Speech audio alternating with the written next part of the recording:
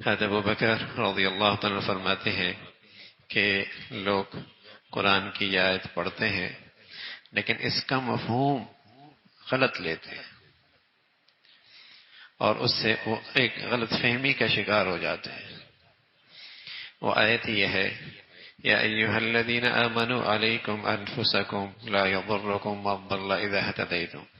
اے ایمان والو تم اپنی فکر کرو اور اگر کوئی شخص گمراہ ہے تو اس گمراہی کا تم پہ کوئی اثر نہیں ہوگا اگر تم ہدایت پہ ہو.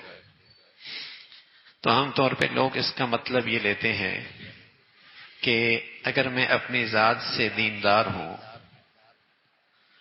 تو بس میری دینداری کے لیے اور میری نجات کے لیے اور میری دنیا کی کامیابی اور آخرت کی فلاح کے لیے اتنا کافی ہے کہ میں دیندار ہوں. اس آیت سے عام طور پہ لوگ یہ مطلب لیتے ہیں. حضرت ابوبکر رضی اللہ تعالیٰ فرمانے لگے اللہ کے نبی کے خاص الخاص شاگرد تھے اور آپ کی مجلس کے خاص الخاص طالب علم تھے اور اس امت کے سب سے بڑے آدمی ہیں. اتنے بڑے آدمی ہیں کہ حضور علیہ الصلوۃ والسلام فرمایا کرتے تھے لو وزن ایمان ابی بکر مع سائر امہ لرجح ایمان ابی بکر.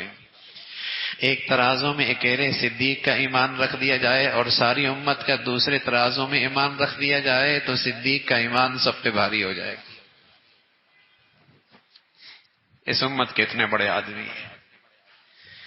تو وہ فرمانے لگے کہ لوگ اس آیت کا مطلب غلط لیتے ہیں اور پھر غلط فہمی کا شکار ہو جاتے ہیں اور وہ یہ سمجھتے ہیں کہ میری شرافت کے لیے اور میری دینداری کے لیے اتنا کافی ہے کہ میں اپنی ذات میں اچھا ہوں، میں اپنی ذات میں نیک ہوں، میں اپنی ذات میں اللہ کا فرما بردار ہوں، بس مجھے کیا دائیں بائیں کی فکر. حضرت فرمانے لگے میں نے رسول اللہ صلی اللہ علیہ وسلم سے سنا ہے. حضرت فرمانے لگے حضرت ابو بکر رضی اللہ تعالیٰ عنہ فرمانے لگے میں نے اللہ کے نبی صلی اللہ علیہ وسلم سے سنا ہے جب تم کسی اللہ کے نافرمان کے دیکھو تو اس کا ہاتھ پکڑو. اور ایک روایت میں ہے جب تم اللہ کی نافرمانی دیکھو تو اسے روکو. اگر تم نے اسے نہ روکا تو پھر آنے والی مصیبت اور آنے والی آفت اور آنے والی نحوست صرف اس گناہگار پر نہیں ہوگی، اس گناہگار پر بھی ہوگی جو طاقت رکھتا تھا روکنے کی اور پھر نہیں روکی. چاہے وہ تہجد گزار ہو، چاہے وہ نمازی ہو، چاہے وہ حاجی ہو، چاہے وہ روزے دار ہو، لیکن روکنے کی طاقت رکھتا تھا اور نہیں روکا. اولاد نماز نہ پڑھے، بیٹی شرم و حیا کی چادر نہ کرے، گھر میں لقمہ حرام آ رہا ہے، میں تو تہجد گزار ہوں نا. نانا میاں تمہاری تہجد کام نہیں آئے گا. پھر دینداری اس حد تک نہیں ہے اور دینداری کا تقاضا صرف یہ نہیں ہے کہ میں اپنی ذات سے دیندار بن جاؤں. اور آج مسلمانوں کے ہاں یہ غلط فہمی ہے جس کا نتیجہ یہ ہے مسلمانوں کے گھر، مسلمانوں کی دکانیں، مسلمانوں کی فیکٹریاں، مسلمانوں کے کارخانے، مسلمانوں کے بازار گناہوں سے بھر چکے. حالانکہ وہاں نمازی بھی ہیں، وہاں حاجی بھی ہیں، وہاں روزے دار بھی ہیں، وہاں اپنی ذات میں دیندار بھی ہیں، لیکن گھر پھر بھی گناہوں سے بھرے پڑے. ان کے تعلیمی اداروں میں کھلے اللہ کی نافرمانی ہے. خود نمازی ہے جس کا اسکول ہے، خود دیندار ہے جس کا ہسپتال ہے، خود نیک ہے جس کی دکان ہے، لیکن گناہ کھلے عام ہو رہے. اللہ کی نافرمانی کھلے عام ہو رہی ہے. کیوں؟ وہی سمجھ بیٹھا ہے کہ میری اپنی نماز کافی ہے، میرا اپنا حج عمرہ کافی ہے، میرا اپنا اعتکاف، میری اپنا صدقہ خیرات کافی ہے. اولاد کیا کر رہی ہے؟ اس کے نظروں کے نیچے گناہ کتنے موٹے بھاری بھرکم ہو رہے ہیں. اس کے پیشانی پہ بل نہیں آتا، اس کے کان پہ جوں نہیں رنگتی، اسے کوئی پریشانی نہیں ہوتی. تو حضرت ابو بکر رضی اللہ تعالیٰ عنہ فرمانے لگے لوگ اس آیت کا مطلب غلط لیتے ہیں. وہ سمجھتے ہیں کہ بس میری ذات کے لحاظ سے دینداری کا تقاضا اتنا ہے کہ بس میں نمازی بن جاؤں اور میں اپنی ذات میں اللہ کا حکم نہ توڑوں. فرمایا اللہ کا حکم یہ بھی ہے کہ جب تمہارے سامنے کوئی گناہ ہو رہا ہو اور تمہیں طاقت ہے اسے روکو. ذات سے نہیں روک سکتے، زبان سے روکو. زبان سے نہیں رو سکتے، دل سے بے چین تو ہو جاؤ کہ اللہ کی نافرمانی اور میرے سامنے کیسے ختم ہو. فرمایا اگر اتنا بھی نہیں ہے تو پھر سمجھو ایمان بھی گیا. اگر اتنا بھی نہیں ہے تو سمجھو پھر ایمان کوئی نہیں ہے. تو ایمان دینداری کا تقاضا. جب مسلمانوں میں دینداری کا صحیح تصور تھا نا تو پھر مسلمان ماحول میں گناہ کرنا آسان نہیں ہوتا تھا. لیکن جب سے برائی کی روک ٹوک ختم ہو گئی، کیا نہ اس کا نقصان کیا ہوا؟ اس کا نقصان یہ ہوا کہ آج عام طور پہ وہ برائی نہیں رہی، اور معاملہ یہاں تک بھی نہیں رکا، اس سے آگے اب وہ برائی اچھائی ہو گئی.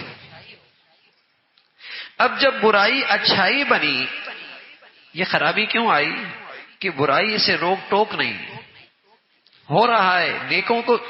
نیکوں کے ماحول میں بھی ہو رہا ہے، نیکوں کی شادیوں میں بھی ہو رہا ہے، نیکوں کی محفلوں میں بھی ہو رہا ہے، تسبیح پڑھنے والے کے سامنے بھی یہ سارے گناہ ہو رہے ہیں. تو جب یہ سب ہو رہے ہیں تو اس برائی کا دل کے اندر برائی نکل گئی.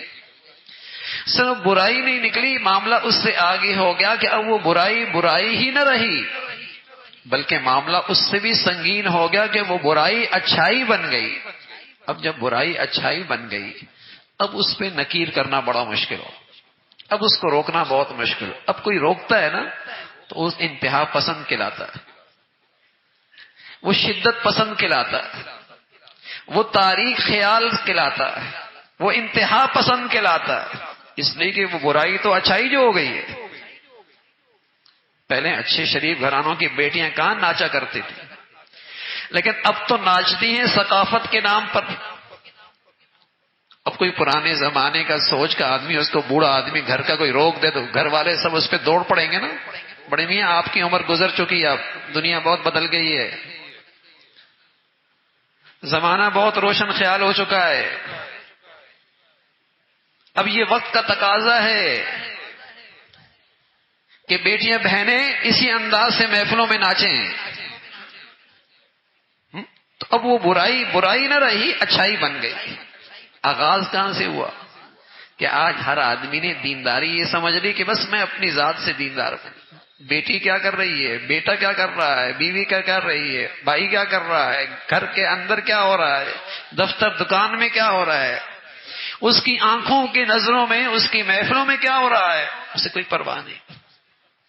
وہی بیٹا اگر فون توڑ دے، وہی بیٹا اگر گاڑی کا شیشہ توڑ دے، کان کھڑے ہو جاتے ہیں، سر پہ درد شروع ہو جاتا ہے، تکلیف شروع ہو جاتی ہے. اور وہی بیٹا نماز نہ پڑھے، کوئی پرواہ نہیں. چند ٹکوں کا نقصان کرے تو بے چینی، اور اللہ کا حکم توڑے تو کوئی پریشانی کوئی نہیں. تو رسول اللہ صلی اللہ علیہ وسلم نے فرمایا، یاد رکھو جب گناہ چپکے سے ہوتا ہے نا، اور چھپ کے ہوتا ہے، اور تنہائی میں ہوتا ہے، تو اس گناہ کی نحوست صرف وہاں تک ہوتی ہے جتنی گناہ کرنے والا ہے بس. لیکن جب گناہ لوگوں کے سامنے ہوتا ہے، محفلوں میں ہوتا ہے، نظروں کے سامنے ہوتا ہے، بھری مجلس میں ہوتا ہے، علل اعلان ہوتا ہے، تو پھر رسول اللہ صلی اللہ علیہ وسلم فرمانا کہ آنے والا جو عذاب ہوتا ہے نا، اور اس کا جو آنے والا ریئیکشن ہوتا ہے نا، اور آنے والی جو نحوست ہوتی ہے نا، وہ صرف گنہگار تک محدود نہیں ہوتی، وہ پھر سب پر ہوتی، پھر وہ سب پر ہوتی ہے. آپ علیہ الصلوۃ والسلام فرمایا کرتے تھے، ما من رجل یکون فی قوم یعمل فیہم بالمعاصی فیقدرون علی ان یغیروا ولا یغیروا الا اصابهم اللہ بعقاب قبل ان یموتوا. ایک شخص گناہ کر رہا ہے اور ایسی جگہ کر رہا ہے کہ جہاں لوگوں کے پاس یہ قدرت اور طاقت ہے کہ اسے روک سکتے ہیں، نہیں روک. فرمایا اللہ کے نبی صلی اللہ علیہ وسلم نے، اور اللہ کے نبی سے بڑا سچا کوئی نہیں ہے بھائی، آپ کی سچی زبان سے کہی ہوئی بات دنیا میں ضرور ہوگی. آپ فرمانے لگے جب گناہ اس انداز سے اعلان ہوتا ہے اور روکنے کی قدرت کے باوجود لوگ نہ روکیں تو مرنے سے پہلے ان پر کوئی عذاب ضرور آئے گا. چاہے وہ نمازی ہو، چاہے وہ حاجی ہو، چاہے وہ روزے دار ہو، چاہے وہ وظیفے کرتا ہو، چاہے وہ تسبیح پڑھتا ہو، اس کی آنکھوں کے سامنے گناہ ہو رہا ہے، مرنے سے پہلے ضرور ہوگا. تو رسول اللہ صلی اللہ علیہ وسلم کے اس صحابی نے فرمایا کہ ایسا ہوگا. پھر آپ عمر ابن خطاب رضی اللہ تعالیٰ عنہ فرمانے لگے ان قریب ایسا ہوگا کہ بستیاں آباد ہوں گی لیکن اجڑی اجڑی سی ہوں گی. وَكَيْفَ تُخْرَبُ وَهِيَ عَامِرَةٌ وَكَيْفَ تُخْرَبُ وَهِيَ عَامِرَةٌ. یہ کیسے بھائی؟ بنگلے بھی ہوں گے، کوٹیاں بھی ہوں گی، عمارتیں بھی ہوں گی، گھر بھی ہوں گے، فرنیچر بھی ہوگا، قالینیں بھی ہوں گی، دکانیں بھی ہوں گی، آباد ہوں گے، پھر کیسے اجڑا ہوا ہوگا؟ سکون نہیں ہوگا، چین نہیں ہوگا، محبتیں نہیں ہوں گی، آپس کا اتفاق نہیں ہوگا، جان مال عزت آبرو کی حفاظت نہیں ہوگی. فرمایا یا رسول اللہ یہ کب ہوگا؟ فرمایا اذا علا فجارها ابرارها، جب برے لوگ نیک لوگوں پر غالب آ جائیں گے، جب شریر لوگ شریف لوگوں پہ غالب آ جائیں گے. وساد القبیلۃ منافقوها، برادری کا بڑا، قوم کا بڑا، قبیلے کا بڑا، انجمن کا بڑا، جماعت کا بڑا فاسق فاجر لوگ ہوں گے، تب بستیوں کا اور شہروں کا یہ حال ہو. کیسے اللہ کے نبی نے سچی بات فرمائی ہے، صدیوں سال جو پہلے کہی آج منظر ہے.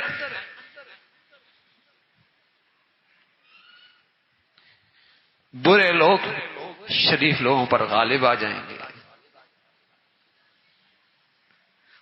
ان کی ٹھاٹ باٹ ہوگی، ان کی واہ واہ ہوگی.